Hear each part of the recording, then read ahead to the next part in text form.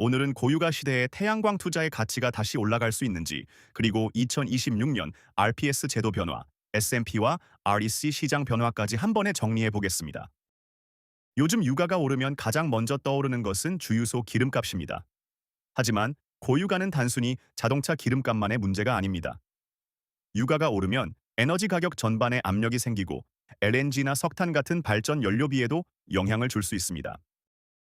발전 원가가 올라가면 전기요금 인상 압력도 커질 수 있고 결국 공장, 건물, 농가, 사업장의 운영비 부담으로 이어질 수 있습니다. 이런 상황에서 다시 주목받는 것이 바로 공장 지붕 태양광 투자입니다. 하지만 여기서 중요한 포인트가 있습니다. 태양광은 무조건 설치한다고 수익이 나는 구조가 아닙니다. 특히 2026년 이후에는 제도와 시장 구조가 바뀌고 있기 때문에 예전 방식으로만 판단하면 위험할 수 있습니다. 먼저 태양광 투자는 크게 두 가지로 나눠서 봐야 합니다. 첫 번째는 자가소비형 태양광입니다. 내 공장이나 건물 지붕에 태양광을 설치해서 낮 시간대에 생산된 전기를 직접 사용하는 방식입니다. 이 경우 핵심은 전기 판매 수익이 아니라 전기요금 절감입니다. 전기요금이 오를수록 내가 직접 만들어 쓰는 전기의 가치는 올라갑니다. 예를 들어 공장이 낮에 생산 라인을 돌리고 냉방기와 컴프레서, 조명, 설비를 계속 사용한다면 태양광으로 일부 전력을 대체할 수 있습니다. 그러면 한전에서 사오는 전기량을 줄일 수 있고 전기요금 인상에 대한 방어 효과도 기대할 수 있습니다. 두 번째는 발전사업형 태양광입니다. 이 방식은 태양광으로 전기를 생산해서 시장에 판매하고 수익을 얻는 구조입니다. 여기서 반드시 알아야 할 단어가 두 가지 있습니다. 바로 S&P와 REC입니다. 먼저 S&P부터 보겠습니다. S&P는 쉽게 말해 전기를 시장에 팔 때 받는 전력 가격입니다. 태양광 발전 사업자가 전기를 생산해서 판매하면 그 전기에 대해 S&P 수익을 받습니다. S&P가 높으면 전기 판매 수익이 좋아지고 S&P가 낮아지면 수익성이 떨어질 수 있습니다. 그런데 S&P는 고정된 가격이 아닙니다. 국제 연료 가격, LNG 가격, 전력 수요, 발전원 구성, 정부 정책, 전력시장 제도에 따라 계속 변합니다. 그래서 고유가라고 해서 S&P가 무조건 오른다고 단정하면 안 됩니다. 유가와 LNG 가격이 높으면 S&P 상승 압력이 생길 수 있지만 전력 수급이 안정되거나 원전 재생에너지 비중이 커지면 S&P가 안정되거나 낮아질 수도 있습니다. 따라서 태양광 사업성을 볼 때는 S&P를 하나의 숫자로 고정하면 안 됩니다. 보수적 시나리오, 기준 시나리오, 낙관 시나리오로 나누어 계산해야 합니다. 다음은 REC입니다. REC는 신재생에너지 공급 인증서입니다. 쉽게 말하면 태양광으로 전기를 생산했다는 인증서입니다. 기존 RPS 제도에서는 대형 발전사들이 일정 비율 이상 신재생에너지를 확보해야 했고 그 의무를 채우기 위해 태양광 사업자의 REC를 구매했습니다. 그래서 기존 태양광 발전 사업의 수익 구조는 보통 이렇게 설명했습니다. 태양광 수익은 S&P 수익 더하기 REC 수익이다. S&P는 전기를 판 수익이고 REC는 신재생에너지 인증서를 판 수익입니다. 하지만 REC 가격도 고정되어 있지 않습니다. 수요와 공급, 정부 정책, 재생에너지 보급량, RE100 기업 수요, RPS 제도 변화에 따라 계속 달라집니다. 그래서 REC 가격만 보고 지금 태양광 투자하면 얼마 번다 라고 판단하는 것은 위험합니다. 여기서 2026년 RPS 제도 변화가 중요합니다. RPS는 신재생에너지 공급의 무화제도의 빈이다.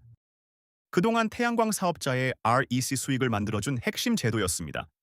그런데 2026년을 기점으로 RPS 중심 구조가 점점 바뀌고 있습니다. 기존처럼 REC를 현물 시장에서 사고 파는 방식만으로 사업성을 판단하기 어려워지고 앞으로는 장기 고정가격 계약, 정부 입찰, PPA, 재생에너지 계약 시장 중심으로 전환될 가능성이 커지고 있습니다.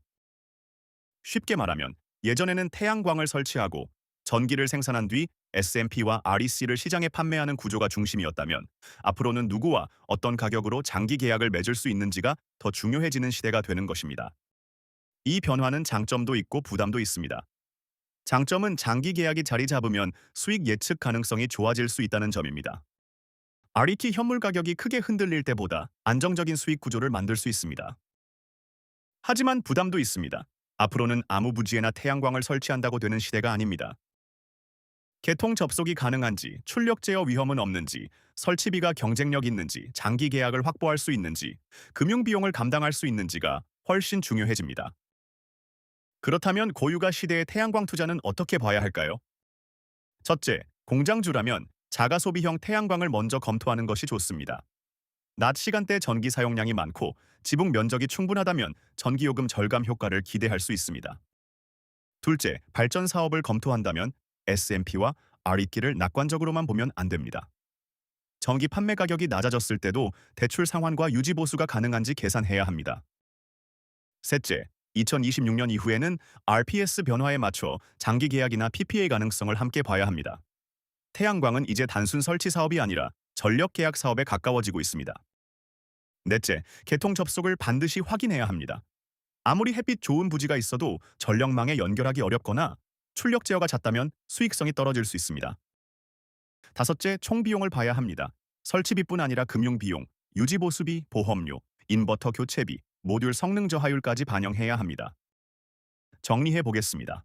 고유가 시대에는 전기요금 상승 압력이 커질 수 있고 이런 환경에서 태양광의 가치는 다시 주목받을 수 있습니다. 특히 전기를 많이 쓰는 공장이나 건물은 자가 소비형 태양광을 통해 전기요금 상승을 방어할 수 있습니다. 하지만 발전 사업형 태양광은 다릅니다. 수익은 S&P와 REC, 그리고 앞으로의 장기 계약 구조에 따라 달라집니다. 2026년 이후 RPS 제도 변화로 인해 태양광 시장은 단순 REC 판매 중심에서 장기 계약, 입찰, PPA 중심으로 이동할 가능성이 큽니다. 그래서 앞으로 태양광 투자를 검토하신다면 이 질문을 꼭 해보셔야 합니다.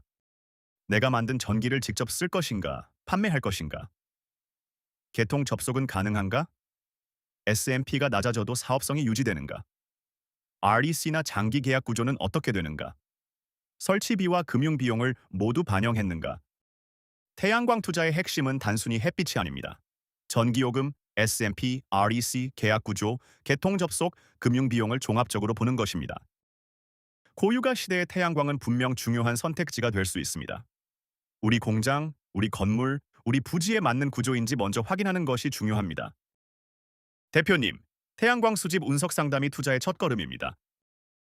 저희는 현장을 직접 둘러보고 공장 지붕 구조 확인, 태양광, 예상 생산 총 전력량 계산, 한화큐셀 태양광 모듈 예상 설치 도면과 일조량 분석, 선로 유무 확인, 한전 수지 분석을 마친 다음 한국전력을 통해 승인 유무를 확인하고 지자체의 공사 가능 여부를 확인해 드립니다. 아울러 신재생 에너지 자금을 지원받을 수 있는지 확인하며 안내해 드립니다. 전문적인 태양광 수지 분석 자료와 상담을 원하신다면 아래 더보기란의 카카오 채팅방으로 문자 주시면 됩니다. 오늘 영상이 도움이 되셨다면 좋아요와 구독 부탁드립니다. 다음 영상에서는 한전수 전압리와 고압요금제에서 저압요금제 변경, 연간 계약 전력 패턴 분석과 피크 전력 사용 분석 방법, 공장의 전기요금 절감하는 방법에 대해 자세히 정리해 드리겠습니다.